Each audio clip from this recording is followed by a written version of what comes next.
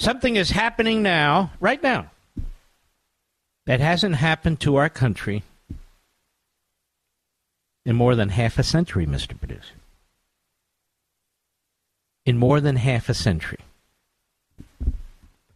As the New York Post points out, a flotilla of Russian ships passed within hailing distance of Florida's eastern coastline, with the U.S. Navy and Coast Guard following close behind, according to open-source maritime and air tracking information.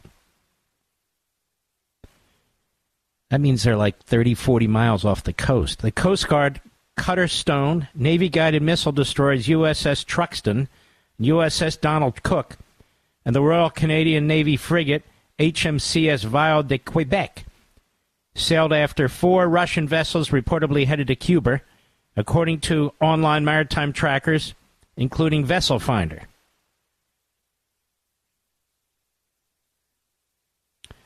The group left Severomorsk, Russia, in May with plans to spend several months performing long-distance missions across the world to show the flag and ensure naval presence in operationally important areas of the Far Ocean Zone, according to Russian state media, TASS. Moscow's presence so close to U.S. shores comes as representatives of nearly 100 countries across the world prepare to attend this weekend's Ukraine Peace Summit in Lucerne, Switzerland. Kamala Harris will be there in lieu of Joe Biden. Joe Biden is going to spend an entire week preparing for his debate. Now, this is a big deal. They have no fear of us. None of these countries do. None. I fear what's happening, America. What if Russia decided to put missiles in Cuba? What would we do now? Joe Biden's no Kennedy. What would we do? We've got this guy Blinken, who's a buffoon. More on him later. But I'm quite serious about this. China and Russia are in our hemisphere. They are physically in our hemisphere. China is physically in our hemisphere. Remember the Monroe Doctrine? That what goes on in our hemisphere involves the United States and that we will defend our hemisphere? Do you remember when John Kerry announced as Secretary of State that the Monroe Doctrine was no longer a doctrine embraced by the United States? Remember that? Oh, yeah, I remember everything. So here we have Putin. Now, the problem is we have isolationists and Marxists who are going to say, we provoked this. Hello? Don't confuse Biden with the United States of America. The fact is, if Biden wasn't there, we didn't provoke anything.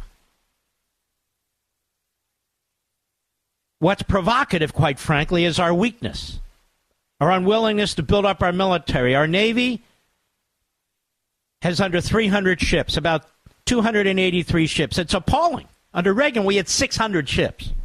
600. They wouldn't be messing with us. But they're messing with us now. And virtually our entire focus as a Biden regime is on Israel.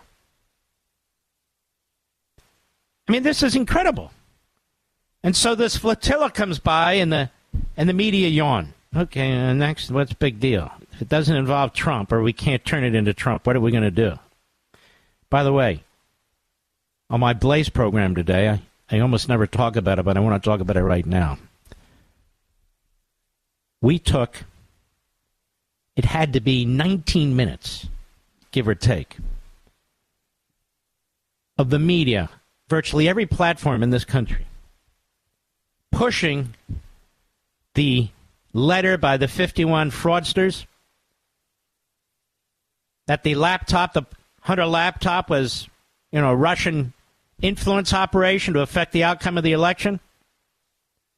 And we now know, of course, and we knew then that it certainly was not. And the New York Post took the lead. But when I played it and commented on it, it was so unbelievable what the media had done, and they do it all the time. It's like Sam Alito and the flags.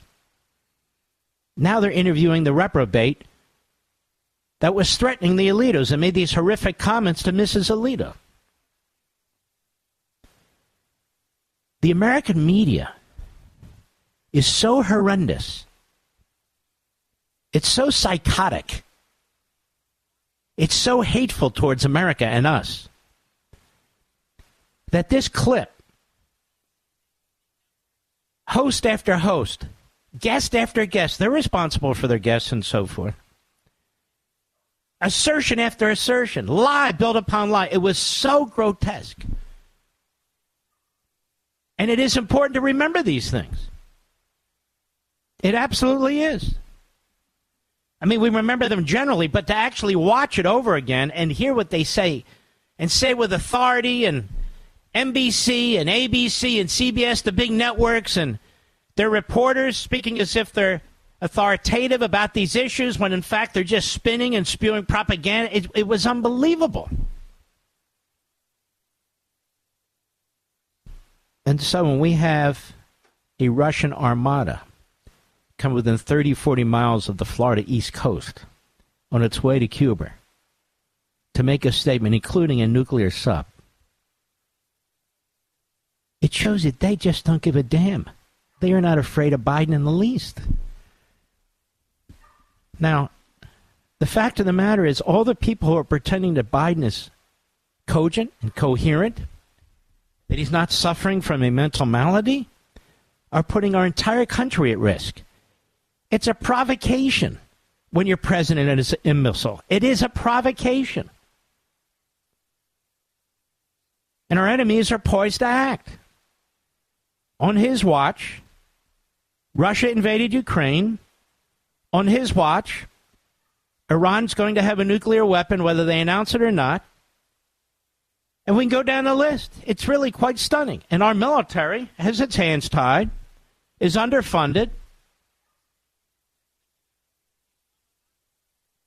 And so nobody's talking about this. It's absolutely shocking to me. And you can see the ships. I'm looking at the New York Post, how close they are to our coast. It's like, screw you. We don't give a damn what you think or what you say. It's the way the Iranians treat us now. They said, the more terrorism we unleash, the more money we get from Biden and Blinken. It's the damnedest thing. They're thinking that over there. The Islamo-Nazis, they're thinking, okay, the more we press Israel, the more we fire missiles, the more we provide missiles to Hezbollah and armaments to Hamas and all the rest of it, the more money we get from Biden and Blinken. Pretty sick, don't you think? Yeah, it's very sick, as a matter of fact. Blinken. It appears that Hamas has turned down the deal. They treat Hamas like it's some kind of legitimate state or legitimate authority. It's a terrorist organization. And so the Biden regime props it up as a negotiating partner. Of course, we negotiate through others, like Qatar, a terrorist regime, like Egypt, a military dictatorship. We prop them up. Okay, they come as they come. But that said, we're negotiating with a terrorist organization as if they're reliable. Do you know why they're called terrorists? It's because they don't fight fair, quote unquote. They don't wear the uniforms. They don't do this. They're called terrorists, not combatants. They're terrorists. So Blinken, he's with the Qatari Prime Minister, Al Thani. They're all inbreds. It's all a phony country. Doesn't matter. So Blinken's with this guy today. There's a news conference in Doha, Qatar. The level of idiocy, naivete, of buffoonery is beyond belief. Listen to this. Cut 2, go. The longer this goes on, and remember, Hamas had this for 12 days, and it's not as if the world stood still in those 12 days. People were suffering throughout those 12 days. The longer this goes on, the more people will suffer. And it's time for the haggling to stop and the ceasefire to start. It's as simple as that. Look, Israel accepted the proposal as it was and as it is. Hamas didn't. So I think it's pretty clear what needs to happen. And we're determined in the coming days to, again, try to work this. We will work this with urgency and see if the gaps that are workable, we can actually work and bring it to conclusion. And then it may be that Hamas continues to say no. Well, I think it will be clear to everyone around the world that it's on them and that they will have made a choice to continue a war that they started. Oh, okay. That'll prove it's on them. What a dumb bastard this guy is, Mr. Producer. It's just so preposterous. Oh, then it'll be clear it's on them. It is on them, you jerk. Now, he must have read this piece in the Wall Street Journal that I read to you yesterday. No? Quote, we have the Israelis right where we want them, Sinwar said in a message to Hamas officials. In dozens of messages reviewed by the Wall Street Journal that Sinwar has transmitted to ceasefire negotiators, Hamas compatriots outside Gaza and others, he's shown a cold disregard for human life, made clear he believes Israel has more to lose from the war than Hamas. And that how he views the deaths of civilians as a badge of honor is necessary. As necessary. And everybody read this? You didn't hear almost anything about this in the major propaganda networks in America. But Blinken's read this. I'm sure he has. And he's there. Look, if they don't agree, it's on them. It's on them, you idiot. Not only has it always been on them, but look how they consider victory. The more civilians dead, the better. They're terrorists. That's what they are. Cut 3, Mr. Producer. Here he is again with the Qatari terrorist leader.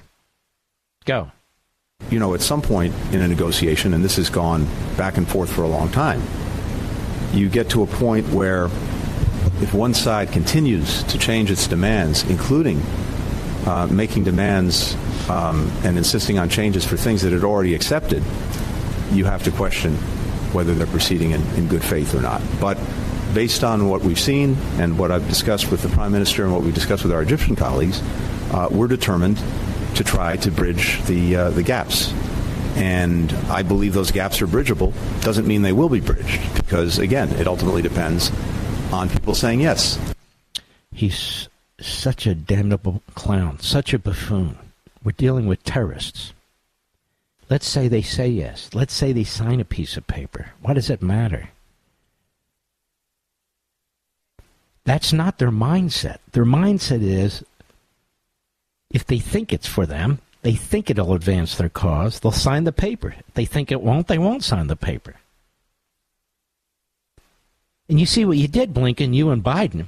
You've been their special pleaders. You've been defending their mayhem by blaming it on the Israelis. You've made it clear that if you have your way, are not going to permit the Israelis to win. You've made all of this clear to Hamas.